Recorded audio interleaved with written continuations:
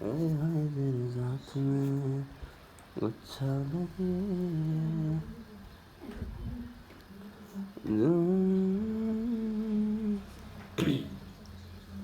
काफिराना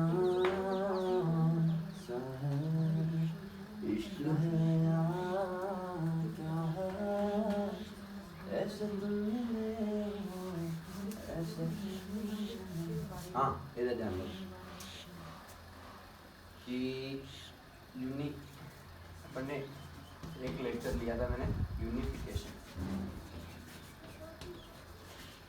मतलब यूनिफिकेशन थोड़ा बहुत समझाया मैंने उसमें यार चीज़ों का यूनिफिकेशन किस तरीके से करते हैं। जैसे अपन डिफरेंशिएशन भी किया। यूनिफिकेशन करना मुश्किल होता है कि न्यूटन ने क्या किया था।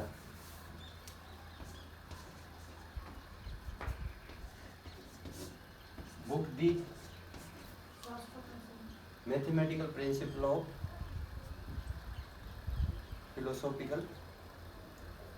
फिलोसॉफी बिहाइंड फिजिक्स, हाँ, या इसे कह दो कि मैथमेटिका MATHIC मैथमेटिका प्रिंसिपिया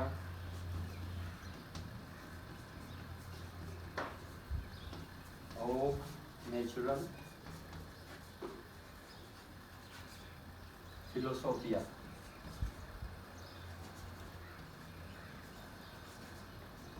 देख एक चीज याद रख, एक चीज सोच कि न्यूटन आज के 87 हो गई तो 13 और 20 साल ही हो गई 33 और 400 4 साल फिर हो गई ना 1700 से 1800 1800 से 1900 1900 से 2000 400 3 साल 300 साल 333 साल पहले एक किताब लिखी है एक युवक ने, एक नवयुवक ने क्या किया 1667 में तो इसने ग्रेविटी के लॉ वगैरह फेमस हो गए थे इसके और 20 साल लगे उस किताब को उन पूरे लॉ जो भी इसने दिए उनको एक प्रॉपर एक बुक में कन्वर्ट करके लिख दिया इसने, है ना। और इसने किया क्या, जो ये दुनिया का सबसे इन्फ्लुएंशियल मैन में जो सेकंड लिस्ट पे आता है ना, सेकंड लिस्ट पे न्यूटन था, फर्स्ट लिस्ट पे मोहम्मद साहब। हाँ। नो हाँ। 89 नंबर पे कौन था? 89 नंबर पर था ऑयलर वो बताऊंगा, मैथमेटिशियन है। तो ये भी एक मैथमेटिशियन था और मैंने बताया भी थोड़ा बहुत कि यार मैथमेटिशियन था, फिर भी इसमें मतलब जो नेचुरल फिलोसॉफी थी, जैसे वो पत्ता हिल रहा है उसके पीछे मैथमेटिक्स क्या है, उसके पीछे की भी तो कोई गणित है कि यार कोई चीज़ जैसे ये सीधी ये चौक गिरी इसके पीछे भी कोई गणित है, ये इधर ही क्यों गिरी उधर नहीं गिरी ऊपर नहीं रही यहाँ नहीं रुकी, भाई हवा में रुकने लग जाए तो पूरा संतुलन बिगड़ जाए ना।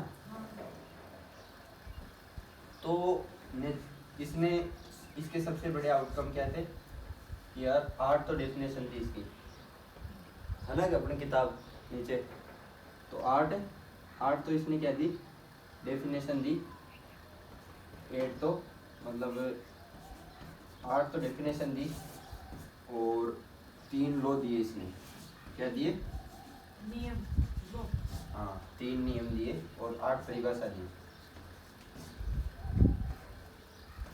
और 8 परिभाषा। तो अब मतलब इसने उस समय तक जितने भी मैथमेटिक्स थी या नेचर पे जो फिलोसॉफी थी कि यार अरस्तु तो ये बोलता था कि यार हर की चीज़ें तो मतलब लेट गिरेगी और भारी चीज़ें जल्दी गिरेगी, ऐसे होता नहीं है ऐसा। यही देख लो ये चीज़ तो मैंने पहले भी बताई थी शायद कि वो तो ड्रैग फोर्स वगैरह होता है, जो ये पेन देख ले और ये चौक देख ले, अगर इनके हवा नहीं लग रही तो दोनों सेम टाइम पे गिर रहे हैं, है ना। तो ऐसा कुछ होता नहीं है, ये गैलीलियो ने प्रूव किया, गैलीलियो को बहुत कुछ झेलना भी पड़ा, ये चीज़ भी बताई मैंने पहले। हाँ तो अब गैलीलियो जीनियस था, न्यूटन यूनिफायर था, आइंस्टीन जीनियस था, अभी यूनिफायर आया नहीं, है ना। and who will be next one, you know that. तो अब अपन बात करते हैं मैथमेटिक्स की यूनिफिकेशन की। तो न्यूटन भी मैथमेटिकल जीनियस था, तो न्यूटन ने मैथमेटिक्स का भी थोड़ा बहुत यूनिफिकेशन न्यूटन ने किया। गणित,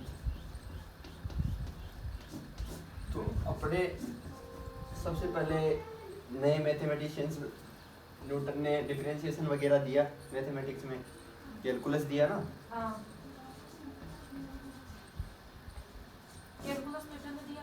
हाँ, कैलकुलस न्यूटन ने दिया। और अवकलन, तो कैलकुलस, और आजकल की मैथमेटिक्स कैलकुलस के बिना मान लो बहुत मुश्किल है, मतलब कि बहुत ज़्यादा कॉम्प्लेक्स हो गई मैथमेटिक्स, तो कैलकुलस के बिना मुश्किल है। संभव की कोई बात नहीं होती, संभव सब होता है, लेकिन कैलकुलस भी एक, जैसे क्वांटम मैकेनिक्स है फिजिक्स में। क्वांटम मैकेनिक्स भी, तो क्वांटम मैकेनिक्स के बिना भी फिजिक्स तो थी पहले, लेकिन क्वांटम मैकेनिक्स से भी कई चीज़ें सॉल्व होती है। जैसे अगर फोटो इलेक्ट्रिक इफेक्ट की बात करें अपन नॉर्मली, कि यार एक फोटोन आ रहा है प्रकाश, और प्रकाश से प्रॉपर 12th में पढ़ा ना फोटो इलेक्ट्रिक इफेक्ट, तो प्रकाश से एक इलेक्ट्रॉन एक्साइटेड स्टेट में जा रहा है या फिर वापस दूसरा विसर्जित कर रहा है, इतने कम टाइम पे विसर्जित कर रहा है, तो किस तरीके से कर रहा है। तो क्वांटम मैकेनिक्स डेवलप की, फिर हाइजेनबर्ग वगैरह ने, पॉल एडमंड, म्यूरी डीरेक, फिर फेमान ने क्वांटम इलेक्ट्रोडायनेमिक्स वगैरह दी, है ना, ये चीज़ें बताई थोड़ी बहुत मैंने। तो अब ये चीज़ें इन मैथमेटिशियन से कैसे रिलेटेड है, तो ये मैथमेटिशियन थे जो क्वांटम मैकेनिक्स के एंटरप्रेन्योर्स वगैरह थे, तो वो बढ़िया मैथमेटिशियन थे। जैसे हिल्बर्ट है, डेविड, एक बहुत बढ़िया यूनिफायर और जीनियस निकल के आया 19th सेंचुरी के आसपास, और उसका नाम था डेविड हिल्बर्ट। और एक बढ़िया यूनिफायर 89 के आसपास निकल के आ रहा है, उसका नाम है, यहाँ एक यूनिफायर निकल के आया, यहाँ कई सारे यूनिफायर है, लेकिन एक सर फ्रांसिस अथिया है ना, उतना यूनिफिकेशन तो नहीं किया। और इसी के आसपास एक जीनियस निकल के आया, एस रामानुजन,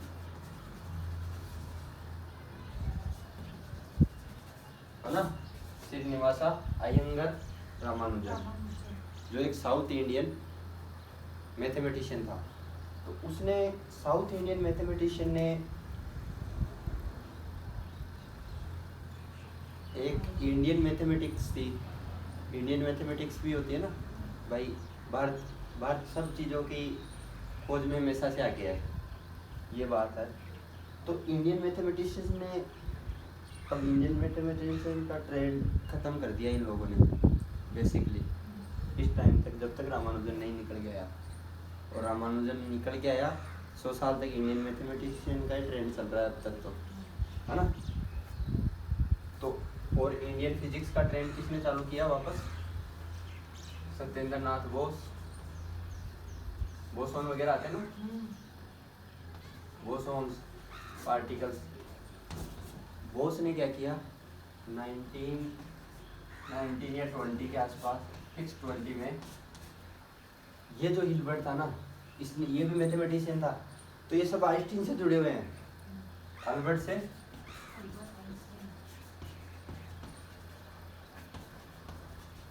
अल्बर्ट आइंस्टाइन। तो these mathematicians are solely connected with this particular genius, है ना, मतलब ये बहुत ज़्यादा कनेक्टेड किससे थे, जैसे हिल्बर्ट था, एक एमिनोदर, एमी नोदर भी मैथमेटिशियन।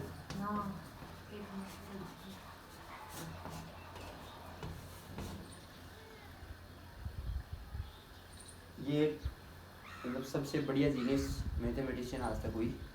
पहले इससे पहले एक एक मैथमेटिशियन थी, उसको जेकब की टाइम की मैथमेटिशियन थी, थोड़ी सी पहले 1800, उसका नाम भूल गया मैं।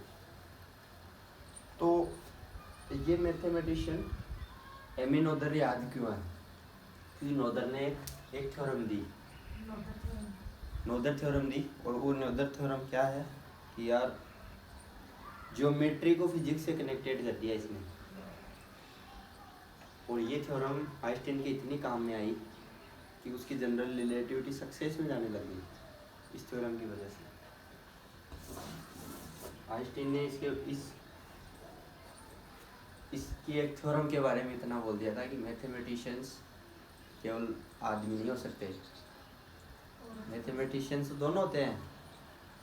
उससे पहले यही माना जाता था कि मैथमेटिशियंस केवल पुरुष हो सकता है, ऐसा होता नहीं है ना। हेलो, रामानुजन को कहाँ से मिला ज्ञान?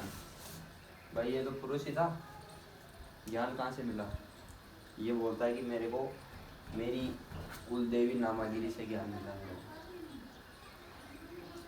नामागिरी कौन सी देवी है भाई? नहीं जानते? तो उससे इसको मतलब एक देवी से ज्ञान मिला ना, इसको मैथमेटिक्स मिल गई। और उस मैथमेटिक्स को प्रूव करने में 100 साल लगे दुनिया को। तो सोचो क्या स्टेट होगी, है ना। तो माइंड दोनों बराबर होते हैं, लेकिन बस थोड़ा सा दबा दिया गया है। मतलब स्त्रियां खुद ही दब के रह गई है। समाज में क्या है कि यार अब इधर अपने ही देख लो, यार लड़की है, वो यार लड़की है, उसको जीने का अधिकार नहीं होता क्या? He don't have a right to be a particular personality। मतलब उसको कोई अधिकार नहीं है जीने का, या फिर उसका केवल एक ही फिक्स काम है और वो वही करती आ रही है, वही करेगी। ये तो कोई तुक नहीं हुआ इस बात का। ये कब से शुरू हो रहा है? ये चीज़ें बताई थी मैंने शायद पहले भी यार। ये पुरुष प्रधान समाज जब से आर्य भारत में कुछ है ना, पहले आर्य भारत में नहीं थे, तो तब तो शंकर चलते थे। और शंकर तो आधा औरत है, आधा पुरुष है, सीधी बात ये है ना। तो अपने वालों में तो ज्ञान है, लेकिन जो आर्य इन्होंने जो ज्ञान सम्मिलित किया अपने ज्ञान को, उन्होंने गड़बड़ कर दी। उन्होंने समाज को पुरुष प्रधान समाज बना दिया, जबकि ऐसा नहीं है। हमेशा से ही अपने दोनों बराबर आते हैं। तो रामानुजन के साथ के मैथमेटिशियन, जैसे रामानुजन ने लेटर लिखे कई मैथमेटिशियंस को, तो उनमें मैथमेटिशियन है। रामानुजन कब से कब तक जिया?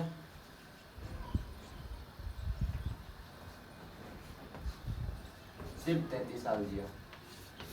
और एक जीनियस पहले था शंकराचार्य, उसकी बात कर सके अपन, वो भी फिक्स 33 ही साल जिया।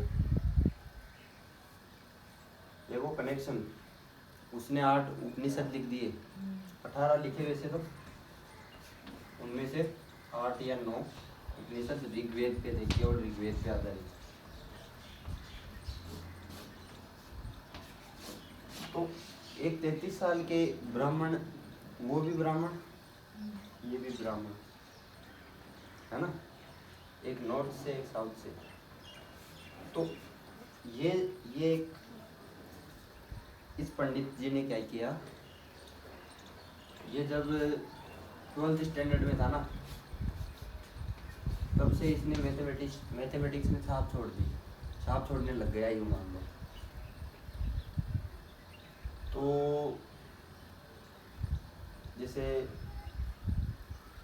बेसिकली ज्ञान यही मैच्योर होता है नॉर्मली आदमी, जैसे मैं भी 12th में था तो सेम सिचुएशन, और फिजिक्स में यूनिफिकेशन करने लग गया मैं सोचने लग गया चीज़ों के बारे में कि यार ये सूर्य से आ रही है तो ये पार्टिकल ड्यूअलिटी क्यों है, ये चीज़ें चेंज क्यों हो रही है, अनसर्टेनिटी प्रिंसिपल चेंज क्यों हो रहा है, ऐसे इनको एक कर सकते हैं कि नहीं कर सकते, फोटॉन्स वगैरह को।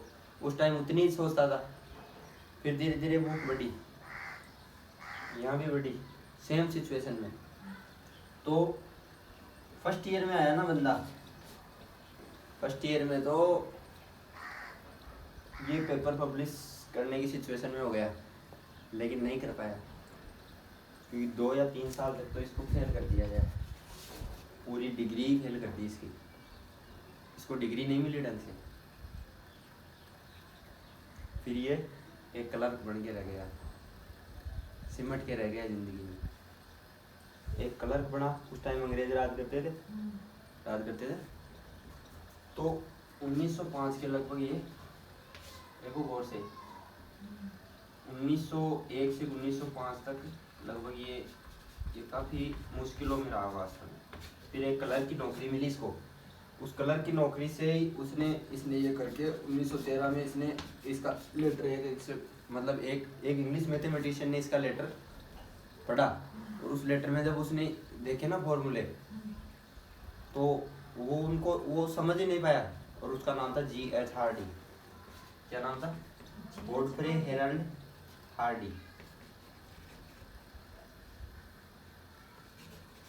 ये भी नंबर थ्योरिस्ट था। तो नंबर थ्योरी बताऊंगा, देखो कि कहाँ से आई मैथ में, और मैथ की कितनी ब्रांचेज है। और mathematics is the queen of all sciences, mathematics के बिना कुछ नहीं है। तो गणित सब साइंसेज की रानी है। सभी विज्ञान जितनी भी एग्जिस्ट करती है, तो ये चीज़ तो अपने वाले भी जानते थे,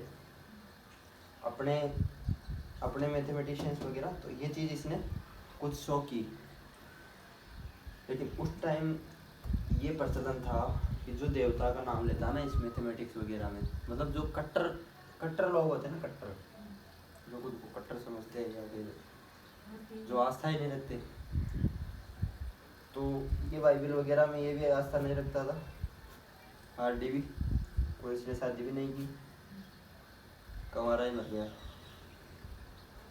और तो ये हार्डी ने जब ये लेटर पढ़ा, फिर एक इसका दोस्त था, उसको दिखाया इसने, यार तेरे समझ में आया। प्रोफेसर था ये कैम्ब्रिज यूनिवर्सिटी में, और एक लिटिल वुड था। लिटिल वुड को भी दिखाया, तो लिटिल वुड को समझ में आया। लिटिल वुड में माइंड भी था, लिटिल वुड को थोड़ा बहुत समझ में आया। जो भी समझ में आया उसने, मतलब इन दोनों ने फिर कॉल करके इसको बुला लिया, और इसका गांव था इरोड, हाँ तमिलनाडु गांव था। तो उसको बुलाया, और 1913 में ये इंग्लैंड चला गया। अब इंग्लैंड चला तो गया, इंग्लैंड कैम्ब्रिज में रहने की व्यवस्था भी की थोड़ी बहुत। फिर 1900, एक चीज़ याद हो तो 1915 से 1919 एक बहुत बढ़िया घटना घटी दुनिया में, और वो कौन सी है? वो प्रथम विश्व युद्ध, द फर्स्ट वर्ल्ड वॉर। तो ये प्रथम विश्व युद्ध उस टाइम, मतलब जब ये गया, और इंग्लैंड तो उसका मेन था, और ये था इंग्लैंड में रामानुजन, तो इसको ज़्यादा सुविधा मिली नहीं वहाँ पे भी, और ये अपना काम करता था, और बस इसकी पत्नी थी वो भी घर रह गई, है ना, और खुद इंग्लैंड में। वैसे ब्राह्मणों के लिए उस टाइम यूँ माना जाता था कि काले पानी को पार नहीं कर सकते, लेकिन फिर भी ये करके गया अपनी पब्लिसिटी के लिए, है ना, क्योंकि ये खुद में मर जाता तो फिर आज वो मैथमेटिक्स दुनिया के सामने नहीं आ पाती, जो असलियत में एग्जिस्ट करती है, जो नेचर में एग्जिस्ट करती है। तो ये 19 तक ये रामानुजन भी वहाँ तंग हो गया इंग्लैंड में। कई बोलते हैं इंग्लैंड लंदन वगैरह चीज़ होती है, कुछ नहीं होता। अपने अपने यहाँ से बेटर कुछ नहीं है। तो ये तंग हो गया इंग्लैंड से, तो ये इसने जाने की बात की, इसको एक बार ट्रेन के सामने भी आ गया ये, मतलब मरने की कोशिश भी की लेकिन बच गया। तो इस तरीके से ये मतलब इतने कष्ट झेले इसने। तब वो जो पब्लिश हुए ना इसके नोट्स वगैरह, इतनी सारी 2 कॉपी, केवल उसके पास कुछ नहीं था, एक कलम तो थी, एक इससे लगता था, मतलब पार्टी पे ये सवाल करता था पूरे। किस पे? पार्टी पे। अपने पास तो किताबें हैं, पार्टी पे करता था। और पार्टी पे जो भी, अब इसकी डेरिवेशंस वगैरह तो वहीं रह गई पार्टी पे, केवल जो चीज़ निकल के आती थी, बढ़िया फॉर्मूला बन के आता था, तो उसको अपनी एक कॉपी थी उसमें लिख लेता था। फिर इसके पास थोड़े बहुत पैसे आए तो एक कॉपी और खरीदी, कॉपी खरीदने के पैसे नहीं थे तो एक कॉपी और खरीदी, फिर उस कॉपी में भी लिखा इसने। लगभग इसने 2 कॉपियों में तो 2 नोटबुक वगैरह तो इसने यहाँ इंग्लैंड में दिखा दी उस टाइम में। फिर ये घर पे आया ना 1919 से 1920 तक। अब देख इसकी 10 नोटबुक है दुनिया में। कितनी? 10 नोटबुक चलती है इसकी। रूसी बंटन वगैरह, ये अभी इन्होंने पूरी जिंदगी इन्होंने मेहनत की ना इस एक मैथमेटिशियंस पे। कई सारे इंग्लैंड चाइना वगैरह के मैथमेटिशियंस ने तब जाके इसको प्रूव करवाए है ना इसकी चीज़ों को। तो जबकि 33 साल का तो मर ही गया। 1919 में इसको वहाँ पे टीबी हो गई इंग्लैंड में। और उस टाइम इंग्लैंड में नहीं कहीं पे भी टीबी का कोई इलाज नहीं था। टीबी का इलाज नहीं था उस टाइम। अब टीबी हो गई तो जाना ही था। 1920 में ये घर आते गो टू हेवन है ना। यार डी मरता तो गो टू हेल भी बोल सकता हूँ मैं, लेकिन गो टू हेवन ये शांत हो गया 1920 में। लेकिन जब ये पीरियड था ना इसका 1919 से 1920, जब ये घर आया और जहाज में टाइम भी लगता है 3 महीने 4 महीने, तो इसको वैसे ही लग जाते थे इंग्लैंड जाने में। तो इस पीरियड में इसने इतने कंट्रीब्यूशन दिए मैथ में। केवल 1 साल में जब ये मर रहा था ना बेटा 5 नोटबुक तो उसी टाइम की है। पूरी लाइफ कवर है एक साइड, और ये 5 नोटबुक थी ना ये एक साइड। इसको बोलते हैं रामानुजन लॉस्ट नोटबुक। ये मतलब ये दुनिया के सामने उस टाइम तो नहीं आई ना, इस टाइम आनी चाहिए थी। ये बाद में धीरे धीरे आई। तो इनको जो प्रूव करने में है ना पसीने आ गए। लॉस्ट नोटबुक, अब 5 लॉस्ट नोटबुक है और 5 ही नोटबुक है ना। ज़्यादा जानकारी चाहिए तो मेरे पास 10 की 10 लिखी हुई है मेरे पास इसकी ये की। तो क्योंकि मेरे मैथमेटिक्स काम आएगी ना इसकी, इनको प्रूव करने में। तो ये जीनियस था मैथमेटिक्स का। और यूनिफायर मैथमेटिक्स का भी अभी तक पैदा हुआ नहीं, मेरे को लगता है ऐसा। टेरी टाओ वगैरह नए मैथमेटिशियंस हैं कई सारे, जूलिया रॉबिन्सन भी है फ्रैक्चर्स वगैरह पे। ये जो हिल्बर्ट था ना ये था मेन कड़ी तो, डेविड हिल्बर्ट। और ये आइंस्टीन से कैसे जुड़ा हुआ था। डेविड हिल्बर्ट ने जब आइंस्टीन से सोल्व नहीं हो रही थी ना एक चीज़, मतलब जो इसने जनरल ग्रेविटी को बदल दिया। अब आइंस्टीन की तो हर चीज़ ही फेमस होती थी है ना। आइंस्टीन की तो हाँ, जैसे कई वो एक सिंगर है पंजाबी, वो यार जटली क्लिप भी न्यूज़ बन गई। तो इसकी कुछ भी इसने कुछ भी लिखा ना वो फेमस, क्योंकि ये इसमें एक मिरेकल था। इसके अंदर अट्रैक्शन का एक मिरेकल था कि यार ये किस तरीके से लोगों को मतलब लॉस्ट कर देता था अपनी चीज़ों में, अपनी फिजिक्स में। तभी स्पेशल रिलेटिविटी इतना अफेक्टेड है। आइंस्टीन भी तो 9 नंबर पे आ रहा है बंदा, नए बंदों में कोई भी 9 नंबर पे नहीं आता, उसी लिस्ट में जिस लिस्ट में न्यूटन 2 नंबर पे आता है। और यूलर, अब यूलर कितना माइंडेड था, यूलर 89 नंबर पे आ रहा है तो आइंस्टीन 9 नंबर पे आ रहा है, तो कुछ तो बात थी। तो 1914 में आइंस्टीन को एक प्रॉब्लम आई। आइंस्टीन की मैथ बहुत कमज़ोर थी, बहुत ज़्यादा कमज़ोर। 1914 में इसने, डेविड हिल्बर्ट ने फिर देखो प्रॉब्लम क्या थी, राइट करने लायक प्रॉब्लम है।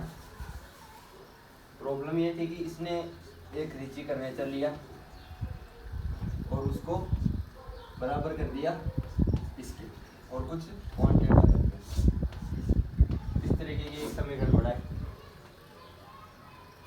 है ना।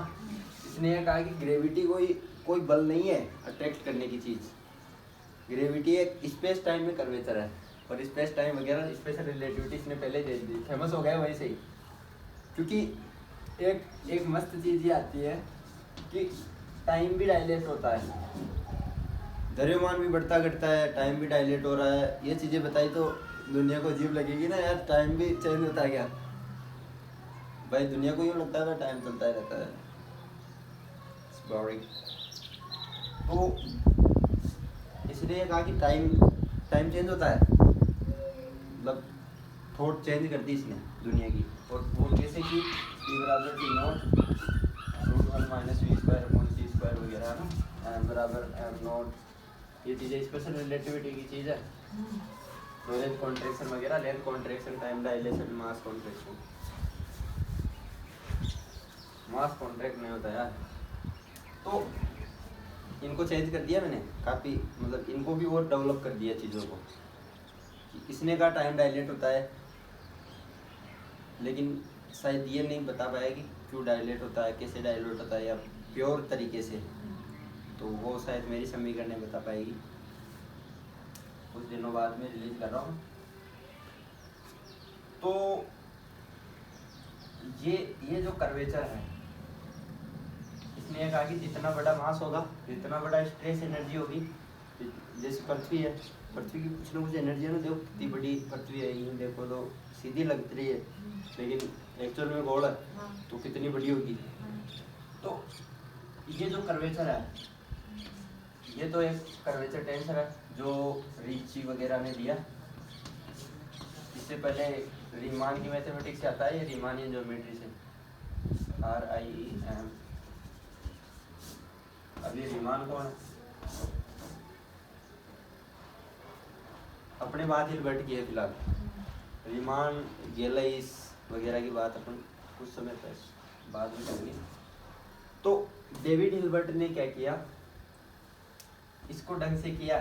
यार तो आइंस्टीन तू बड़ा जीनियस है, लेकिन तेरे को इस चीज़ की, इसका वेरिएशन जब करेंगे ना अपन, इसका इस एक्शन होता है, एक एक्शन ऑफ वेरिएशन प्रिंसिपल आता है, जो 0 आता है, ये हमेशा 0 होना चाहिए। ये क्यों होता है, इसका भी प्रूफ है। तो जब इस समीकरण में रखा, तो समीकरण बनती इस तरीके से है, यार ये वेरिएशन होगा ना, तो इस तरीके से समीकरण बनेगी, न कि तेरे तरीके से आइंस्टीन, है ना। ये फिर बेसिक जनरल रिलेटिविटी समीकरण आई। तो एक मैथमेटिशियन ने ये प्रॉब्लम 2 सेकंड में सॉल्व कर दी, आइंस्टीन के लिए प्रॉब्लम बहुत बड़ी वो बढ़ गई। तो मैथमेटिक्स भी आना चाहिए। तो रीमान अब अपने ये चीज़ तो थी कि यार हिल्बर्ट 19th सेंचुरी का बढ़िया मैथमेटिशियन था, और इसके बाद के मैथमेटिशियन वगैरह बाद में बताएंगे। लेकिन इससे पहले अपन बात करते हैं 1667 के। उस टाइम तो मैथमेटिशियन न्यूटन हो गया, न्यूटन, हाइगेन और कई सारे मैथमेटिशियन थे, केवल न्यूटन मैथमेटिशियन नहीं था, है ना। दुनिया बहुत बड़ी होती है। तो अब जो प्रॉपर नहीं, उससे थोड़ी सी पहले की बात करें अपन,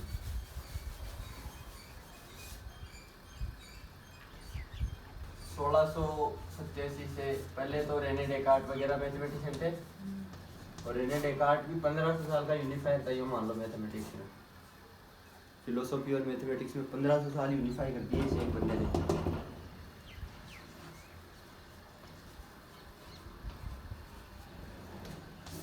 और फ्रेंच था, फ्रेंच फिलोसोफर, मैथमेटिशियन, फिजिसिस्ट, क्या क्या बोल सकते हैं इसको, है ना। तो रेने डेकार्ट 1500 के आसपास, केपलर वगैरह, केपलर एक जीनियस था, और टाइको ब्रा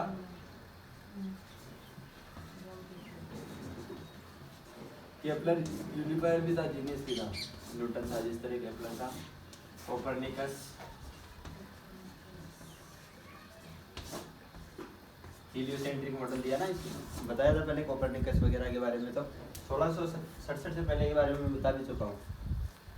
तो इसके बाद न्यूटन के साथ ही एक लाइबनिज था, गोटफ्रीड विलियम लाइबनिज, और सर आइजैक न्यूटन। तो ये दो मैथमेटिशियन तो हो गए उस टाइम ही। क्रिश्चियन हाइगेन भी एक बढ़िया मैथमेटिशियन था, लेकिन इसने तरंग वगैरह सिद्धांत दिया, ये फिजिक्स में चला गया। इसके बाद में जो मैथमेटिशियन हुए वो है बर्नौली।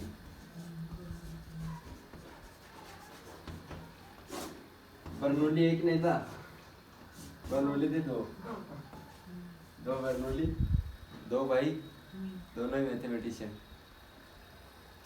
अब एक था जोसेफ बर्नौली, एक जोसेफ बर्नौली को जैसा था, दो बर्नौली थे।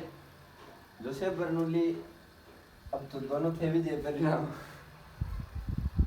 तो इनको डिस्टिंग्विश करना मुश्किल होता है ना। तो बर्नौली वगैरह ने एक नंबर्स भी दिए मैथमेटिक्स में, वहीं से नंबर थ्योरी शुरू हो गई। एक बर्नौली नंबर आते हैं, कुछ इस तरीके के नंबर आते हैं, इस तरीके से कोई फंक्शन आता है, इस तरीके का फंक्शन आता है ना, बर्नौली फंक्शन। तो बर्नौली ने नंबर दिए ना, तो उससे कुछ नंबर निकल के आए, उन नंबर्स को रामानुजन ने 12th क्लास में सोल्व कर दिया था, जो बर्नौली पूरी जिंदगी में कर पाया था, तो वो जीनियस था ना। तो बर्नौली ने नंबर्स वगैरह दिया, यहाँ से नंबर थ्योरी शुरू हो गई। अब ये 1700 के आसपास बर्नौली थे, और 1707 में एक और बढ़िया चीज़ पैदा हो गई दुनिया में, और उस चीज़ का नाम लियोनहार्ड ऑयलर। कौन पैदा हो गया? ऑयलर। ये भैया न्यूटन के बाद में अगर किसी चीज को देखा जाए ना, तो लियोनहार्ड ऑयलर। ऑयलर भी चीज ही था, फिजिक्स लो, मैथमेटिक्स लो, कोई भी साइंस लो, ये बहुत बढ़िया यूनिफायर था और जीनियस भी था। यहीं से निकल के आती है मैथमेटिक्स की branches, number theory, analysis,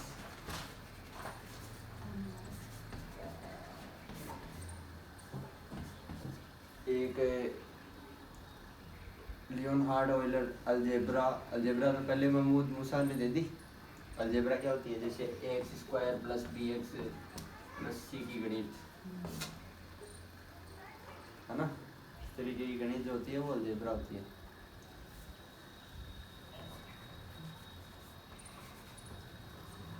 calculus of variations,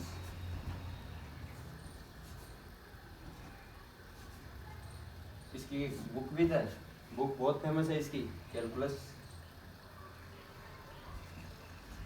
day variations, मतलब इसने एक किताब लिखी ऑयलर ने, और मतलब वेरिएशनल कैलकुलस वगैरह, फिर इसने फिजिक्स में भी इसका वो चलता है ना, बताया था यूलर जैकोबी इक्वेशन। और यूलर की इतनी चीज़ें चलती है दुनिया में जितनी फिलहाल इस मैथमेटिक्स में दुनिया में कम ही चलती है। देखो न्यूटन और यूलर ही चलते हैं मैथमेटिक्स में, अगर देखा जाए, अगर 12th स्टैंडर्ड तक देखा जाए तो न्यूटन ज़्यादा चलता है, और फर्स्ट ईयर से 3rd ईयर तक देखा जाए तो ऑयलर ही चलता है नॉर्मली। तो एक चीज़ ये है कि Euler is the most productive mathematicians of all times in the history of Mankind. Euler सबसे ज़्यादा प्रोडक्ट, मतलब इसने इतनी चीज़ें दे दी मैथमेटिक्स में जितनी कोई देने, फिर इसके बाद ही एक और हाई क्लास चीज़ पैदा हुई। ऑयलर तो फिर भी कई चीज़ें प्रूफ नहीं कर पाता था। गाउस, कार्ल फ्रेडरिच गाउस यहाँ पैदा हो गया, 1750 के आसपास पैदा हुआ और 1812-13 तक चला शायद। तो गाउस भी इसके बाद का ही है जस्ट, है ना। तो गाउस के साथ ही फूरियर वगैरह, फूरियर भी आता ना। फूरियर कैसे है? फूरियर एक मैथमेटिशियन था और बहुत बढ़िया मैथमेटिशियन था। फूरियर की सीरीज चलती है। फूरियर की सीरीज क्या करती है? फूरियर की सीरीज ये कहती है कि उस टाइम उष्मागतिकी वगैरह की चीज़ें आने लग गई थी दुनिया में, क्योंकि माइकल फेराडे वगैरह पहले चले गए और बोल्ट्जमान पैदा हो गए, मैक्सवेल पैदा हो गया। मैक्सवेल भी तो हुआ, फिजिक्स में हुआ। हाँ, मैक्सवेल मैथमेटिशियन भी था, तो जेम्स क्लार्क मैक्सवेल। तो गाउस ने कुछ चीज़ें दी। गाउस ने ज़्यादा क्या किया? प्रूफ ज़्यादा किए। गाउस शायद 2000 साल पुरानी प्रॉब्लम थी, खट प्रूव करता था, है ना। मैथमेटिक्स में जो न्यूटन सॉल्व नहीं कर पाया वो गाउस कर दिया, जो यूलर सॉल्व नहीं कर पाया वो गाउस किया, और जो गाउस ने नहीं किया वो श्रीनिवासा अयंगार रामानुजन ने किया। तो गाउस ने नंबर थ्योरी को, ग्रेटेस्ट कॉमन डिवीजन वगैरह कई चीज़ें दी, नंबर थ्योरी को एडवांस कर दिया और कई सारी ब्रांचेज निकाली, मैथमेटिक्स को और कॉम्प्लेक्स बना दिया और यूनिफाई भी किया। तो यूनिफिकेशन की बात है ना, तो मैथमेटिक्स का यूनिफिकेशन, बेसिक मैथमेटिक्स का, जैसे फेरमेट वगैरह से पहले पीएडी फेरमेट, है ना, अरिथमेटिका वगैरह लिखी, और इससे पहले डीलिंग वगैरह कई सारे मैथमेटिशियन थे। पीरियड डीलिंग भी था। मैथमेटिशियन खूब हुए, क्योंकि mathematics is the queen of all sciences. But what about the king, है ना। तो यूनिफिकेशन में इन्होंने ये किया कि बढ़िया यूनिफायर गाउस था, और गाउस से पहले का यूनिफायर ऑयलर, और फिर इसके बाद एक जीनियस और पैदा हो गया, बर्नहार्ड रीमान। ये रीमान यहाँ की चीज़ है भैया, गाउस के जस्ट बाद का मैथमेटिशियन है और बहुत हाई क्लास जीनियस था। और इससे पहले जस्ट पहले दो एक्स्ट्रा ऑर्डिनरी चीज़ भी पैदा हुई दुनिया में। तो वो चीज़ें क्या थी? एक तो था पहली चीज़ एबेल, नील्स हेनरी एबेल, जिसके नाम पर मैथमेटिक्स का सबसे बड़ा प्राइज़ मिलता है दुनिया में, जो नोबेल प्राइज़ के बराबर माना जाता है, एबेल प्राइज़। इसी बंदे के नाम पर मिलता है। केवल 27 साल ही जिया और 27 साल में वो टीबी की मौत से मर गया। मैथमेटिशियन ज़्यादा टीबी की मौत से मरते हैं और कम उम्र में मरते हैं। हाँ, तो टीबी से मर गया ये, नील्स हेनरिक एबेल। तो एबेल ने क्या किया कि एबेल जो चीज गाउस सोल्व नहीं कर पाया ना, यूलर सोल्व नहीं कर पाया, न्यूटन सोल्व नहीं कर पाया, एक समीकरण आती है क्वांटिक इक्वेशन। इस तरीके की समीकरण है भाई। मैथमेटिक्स में तो बहुत चीजें हैं, बताते बताते जिंदगी गुजर जाती है लोगों की।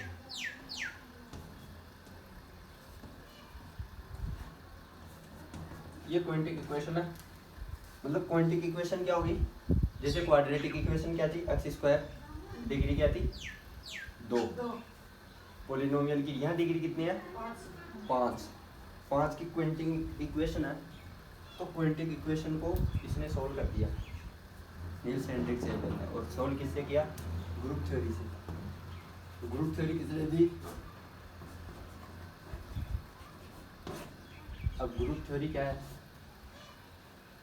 ग्रुप थ्योरी जैसे ये समीकरण सॉल्व हो ही नहीं पा रही थी, ये समीकरण इतनी जल्दी सॉल्व हो गई ग्रुप थ्योरी से। तो ग्रुप थ्योरी बहुत काम में आती है, कंप्यूटर साइंस वगैरह में ग्रुप थ्योरी चलती है आजकल।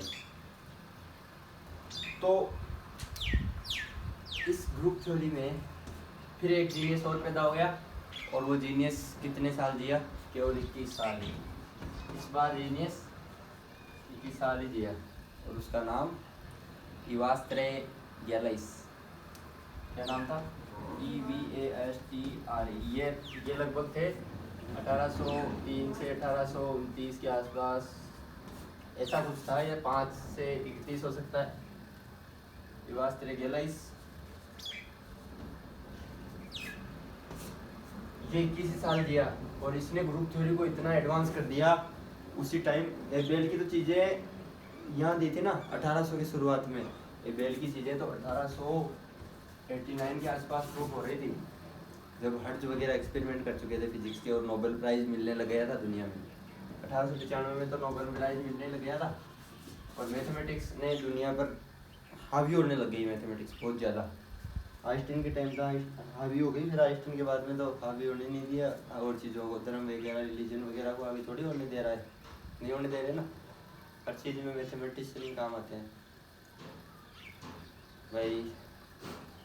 अपना दीनदयाल नहीं कहवा ठार भाई, तू भी राउटर ने सही कर दे लो, मैथमेटिशियन ही कर लो यार। दीनदयाल तो ओम नमो शिवाय कर दो, और वो भी डंगू बना रहे भाई, है ना। तो उसके पीछे तो बहुत बड़ी साइंस है, उसको तो ये लोग टच भी नहीं कर सकते। तो मैथमेटिक्स मतलब हावी रह रही है दुनिया पे, अब तक हावी है। तो ये इसके कारण ये लोग हैं, इन लोगों ने काफ़ी वो किया बदला, और इसके साथ फिलोसोफर जुड़ गए थे। लियोनार्डो भी एक बढ़िया फिलोसोफर था। दार्शनिक क्या करते हैं कि दुनिया का रुख चेंज कर देते हैं, पूरी डायनेमिक्स चेंज कर देते हैं, किस तरीके से, मतलब किस तरीके की सोच पैदा हो रही है दुनिया में, किस तरीके के इंफीरियरिटी कॉम्प्लेक्स वगैरह आ रहे हैं, तो उनको प्योरीफाई करते हैं। जैसे सबसे बढ़िया प्योरीफायर रशिया का एक वो है, और उसका नाम बताओ, तू बताओ उसका नाम। Karl Marx. क्या नाम है, कार्ल मार्क्स। मार्क्सवादी धारणा आती है ना, पढ़ा थोड़ा बहुत, कहीं भी तो पढ़ा गया मार्क्सवादी कुछ ऐसा, नहीं पढ़ा, फिर पढ़ाई कर, कार्ल मार्क्स के बारे में नहीं पढ़ा। मार्क्स था, इसके तो जैसे अखबार वगैरह आते हैं तो चीज़ें आती है कि यार ये चीज़ कार्ल मार्क्स की है, ऐसा नाम नहीं पढ़ा, मार्क्स,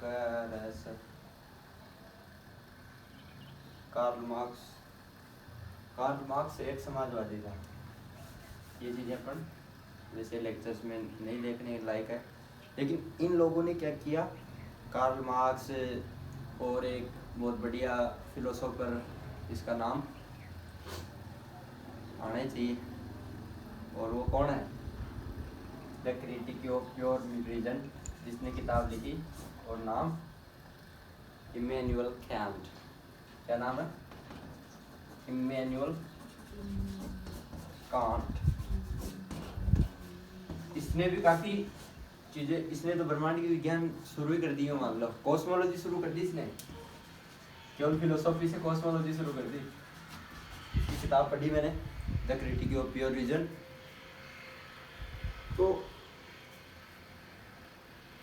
इस तरीके से कई कई मैथमेटिशियंस आए और उनका साथ किसने दिया? फिलोसोफर्स ने दिया। फिर फिजिसिस्ट भी आए, भी होने लगे कि हर जगह काम में आने लगे ना मैथमेटिक्स। और ये चीज़ रेने डेकार्ट ने बताई और वास्तव में चल रही है। तो रेने डेकार्ट काफ़ी दूरदर्शी आदमी था। फिलोसोफर्स काफ़ी दूरदर्शी होते हैं।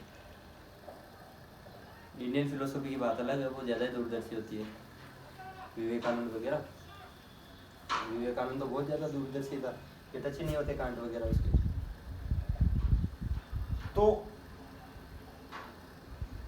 इस तरीके से ये मैथमेटिक्स, ये फर्स्ट यूनिफिकेशन यूँ मान लो कि यार यहाँ 1900 तक आते आते हिल्बर्ट आ गया, एक बहुत बढ़िया चेहरा है मैथमेटिक्स का। साथ में कई सारे थे मैथमेटिशियन, मिन्कोस्की वगैरह, उससे पहले जेकबी, कुर्ट गोडेल। ये जेकबी भी बहुत बढ़िया जीनियस था, रीमान के साथ का जीनियस, रीमान से थोड़ा सा बाद में। रीमान ने तो अपने एक पेपर में केवल एक इतनी सी चीज़ दी, वो आज तक प्रूफ नहीं हो पा रही, हाइपोथेसिस प्रूफ नहीं हो पा रही, बताया मैंने पहले भी। तो अब हाई क्लास मैथमेटिशियंस इसके बाद में कोई पैदा ही नहीं हुआ, ये मान लो, हिल्बर्ट और रामानुजन के बाद में। अब तक हाई क्लास मैथमेटिशियंस, जनरेशन ही चेंज हो गई मैथमेटिशियंस की। बाद में मैथमेटिशियन कोई खास पैदा नहीं हुए। एमी नोदर वगैरह ने ग्रुप थ्योरी में रिंग थ्योरी फिर ला दी। एमी नोदर लड़की थी तो उसने रिंग थ्योरी भी लाई, मतलब एक उसने ये प्रूव कर दिया। उस टाइम लड़कियों को मैथमेटिक्स करने नहीं जाती थी, इंग्लिश वगैरह इनके है ना, इनके में बहुत इंफीरियरिटी कॉम्प्लेक्स चलता है। ये तो शो करते हैं कि यार हमारे सब बराबर है, ऐसा कुछ नहीं होता। इनके लिए भी लड़ना पड़ा था लोगों को। तो एमी नोदर लड़ी वहाँ से कि एमी नोदर ने ये प्रूव किया कि यार जो आदमी, मतलब एक पुरुष नहीं कर सकता, वो स्त्री, जैसे नोदर थी, नोदर के साथ ही दो फील्ड में एक और चीज़ ने प्रूव किया, मैडम क्यूरी ने। नोबेल प्राइज भी मिला, 2 नोबेल प्राइज। मैडम क्यूरी को कितने? दो नोबेल प्राइज। आइंस्टीन को नहीं मिले? किसको मिले? मैडम क्यूरी को फिजिक्स में भी नोबेल प्राइज मिला और केमिस्ट्री में भी नोबेल प्राइज मिला। और अब तो कई सारे मैथमेटिशियंस आ गए। As usual the girls and boys are same. अभी भी डिस्टिंग्विश होता है, लेकिन इंडिया में होता है। धीरे धीरे दुनिया से तो कोई अब ताल्लुक नहीं रहा ज़्यादा। इंग्लैंड वगैरह में किसी को कोई फर्क नहीं पड़ता कि तू लड़की है तू लड़का है, डोंट केयर अबाउट एनीवन। तो ये जो मैथमेटिशियन थे, अब एबेल भी 27 साल की उम्र में मरा। और ग्रुप थ्योरी का जीनियस युवास त्रिगेलाइस सिर्फ 21 साल की उम्र में मर गया। और ये देख, युवास त्रिगेलाइस के पीछे कहानी क्या है। युवास त्रिगेलाइस ने 15 साल से 18 साल तक तो इसने वर्क किया। 15 साल से 18 साल में इसने ग्रुप थ्योरी वगैरह दे दी। और उसके बाद में इसने मतलब ये लव करने लग गया एक लड़की से। और 3 साल लव किया, कुछ पब्लिश नहीं किया। और वैसा 21 साल का तो होते होते इसने एक क्रांति वगैरह हुई इसकी, फ्रांस की, उस क्रांति में भाग ले लिया और मर गया। जबकि छाप छोड़ गए ये दुनिया में, रियलाइज छाप ही छोड़ गया।